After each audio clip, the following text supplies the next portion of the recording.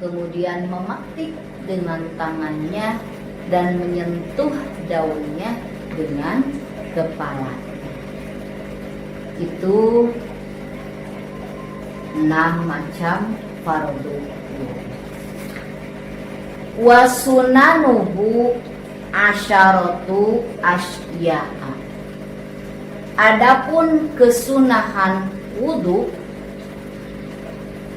yaitu ada 10. At-tasmiyatu, yang pertama membaca basmalah. Lafaz basmalah minimal bismillahi, dan yang paling sempurna ialah bismillahirrahmanirrahim. Jika meninggalkan mengucapkan lafaz bismillah di permulaan, maka boleh mengucapkannya di pertengahan atau sebelum wudu berakhir. Lalu apabila kita lupa membaca bismillah di permulaan dan kemudian membacanya di pertengahan, lafaz basmalah yang seperti apa yang diharuskan? Yang sempurnanya yaitu lafaz bismillahi awwalihi wa akhirihi. Apakah lafaz basmalah bisa diganti dengan zikir yang lain? Tidak bisa, karena pada zaman dulu yang disunahkannya adalah mengucapkan lafaz basmalah. Kenapa disunnahkan membaca basmalah di tengah-tengah wudu apabila lupa? Karena disamakan dengan makan, sebagaimana yang diriwayatkan dalam hadis Nabi Muhammad SAW. Kemudian kesunahan yang kedua dalam wudu yaitu ghuslul kaffaini qabla idkhalihimal ina'a. Membasuh kedua telapak tangan sampai pergelangan sebelum berkumur, dan sebelum dimasukkan kedua telapak tangan tersebut ke dalam bejana sebagai tempat penampungan air yang kurang dari 2 bulan. Apabila ketika memasukkan tangan tidak membasuhnya terlebih dahulu, maka makruh hukumnya. Namun apabila yakin akan kesucian kedua telapak tangan tersebut, maka itu hukumnya tidak makruh. Kenapa disunnahkan membasuh kedua tangan terlebih dahulu sebelum berkumur? Karena berdasarkan hadis Nabi Muhammad SAW yang mengindikasikan adanya kemungkinan najisnya tangan. Lalu kenapa disunnahkan membasuh telapak tangan sampai 3 kali? Karena pada tangan terkumpul 2 bentuk ibadah. Yang pertama, basuhan dari kebimbangan najis. Yang kedua, basuhan sebelum membenamkannya pada air untuk wudu. Dan yang ketiga, basuhan untuk mengganjilkan. Kesunahan wudu yang berikutnya yaitu al-madmadatu, berkumur setelah membasuh kedua telapak tangan. Minimal cara berkumur itu ialah memasukkan air ke dalam mulut, baik memutarnya di dalam dan membuangnya, atau memutarnya di dalam dan tidak membuang airnya. Namun yang paling sempurna adalah membuangnya. Dan yang berikutnya al-istinsya'u, menghirup air ke dalam hidung setelah berkumur. Minimal memasukkan air ke dalam hidung, baik menariknya sendiri ke janur hidung dan membuangnya ataupun tidak. Namun yang paling sempurna ialah membuang air. Hikmah disunahkannya membasuh tangan, berkumur, dan menghirup air ke dalam hidung adalah menjadikan kita tahu sifat-sifat air, baik warna, rasa, maupun baunya. Apakah air tersebut mengalami perubahan atau tidak. Yang selanjutnya, mashu jami'ir ra'si, mengusap seluruh kepala. Sedangkan kalau mengusap sebagian kepala itu kan masuknya ke dalam hal yang wajib.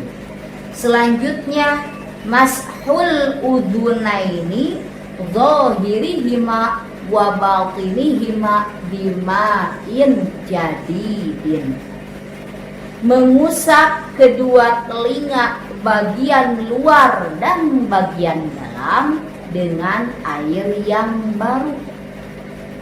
Cara mengusap yang disunnahkan ialah memasukkan kedua telunjuk pada kedua lubang telinga dan memutarnya mengikuti cekungan telinga dan menjalankan kedua ibu jari pada bagian luar telinga. Kemudian menempelkan kedua telapak tangan yang telah basah kepada telinga. Selanjutnya, takhlilul lihyatil qasati, merenggangkan jenggot laki-laki yang tebal. Sedangkan jenggot yang tipis untuk laki-laki, kemudian jenggot pada perempuan baik itu tebal atau tipis, dan jenggot khunsa baik itu tebal atau tipis, itu wajib direnggangkan, bukan sunnah lagi. Caranya bagaimana? Caranya masukkan jari-jari dari dasar jenggot. Yang selanjutnya, tahlilu asabi'il yadaini warrijlaini, merenggangkan jari tangan dan kaki apabila air tidak bisa sampai tanpa direnggangkan. Dan jika tidak terjangkau oleh air tanpa direnggangkan, seperti jari-jari yang menempel, maka itu wajib merenggangkannya. Namun jika tidak mudah untuk direnggangkan karena lekatnya jari-jari, maka haram menyobeknya untuk direnggangkan.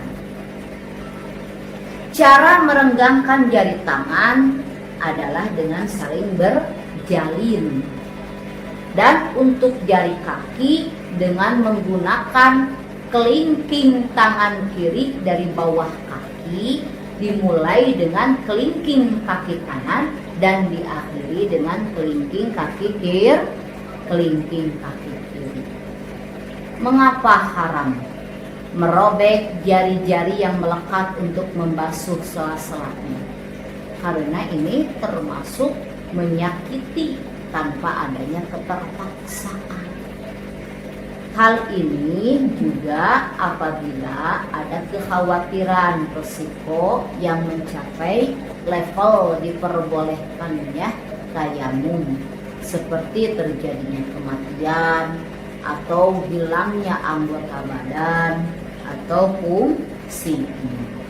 Kemudian sunnah wudu yang selanjutnya adalah taqdimul yumna alal yusra, mendahulukan anggota atau kaki dan tangan kanan daripada yang kiri. Untuk dua anggota yang mudah dibasuh bersamaan seperti kedua pipi, maka tanpa mendahulukan yang kanan. Itu dibasuhnya sekaligus atau bersama. Sunnah yang berikutnya, at-taharatu salasan, bersuci 3 kali basuhan atau 3 kali usapan. Kenapa sunnah mengulangi praktek bersuci 3 kali? Karena berdasarkan hadis Nabi yang artinya bahwasanya Nabi Shallallahu Alaihi Wasallam saat wudhu mengulangi 3 kali. Dan yang terakhir al-muwalatu, berkesinambungan, mualah, yaitu tidak terjadi perpisahan yang lama antara 2 anggota wudhu, tetapi anggota wudhu disucikan sekiranya basuhan anggota wudhu sebelumnya belum kering dalam kondisi udara, suhu, tubuh, dan waktu yang standar. Namun mualah menjadi wajib bagi orang yang dalam kondisi darurat, seperti orang yang selalu hadas, orang yang terus-menerus hadas, seperti beser sebentar-sebentar, kencing gitu, atau istihadah, darah yang keluar dari farji perempuan selain daripada darah haid dan darah nifas. Kenapa wudhu orang yang terus-menerus hadas harus berkesinambungan? Itu tujuannya untuk meminimalisir hadas. Dan sunnah-sunnah yang lainnya selain yang 10 disebutkan tadi, diantaranya ialah tidak mengibaskan air, kemudian melafalkan niat atau mempertahankan mengingat niat sampai akhir wudhu, menghadap kiblat, tidak berbicara kecuali apabila ada kebutuhan, memeriksa sisi mata dengan telunjuk, menggerak-gerakkan cincin, menghindari percikan, kemudian berdoa setelah wudhu dengan menghadap kiblat dan mengangkat tangan, dan yang terakhir adalah sholat 2 rakaat setelah wudhu.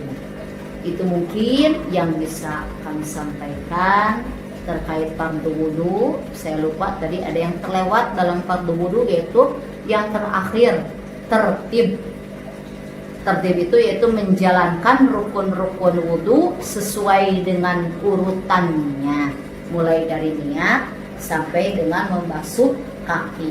Itu tadi tidak terbahas dalam fardu wudhu. Akhirnya kami ucapkan mohon maaf atas segala kekurangannya.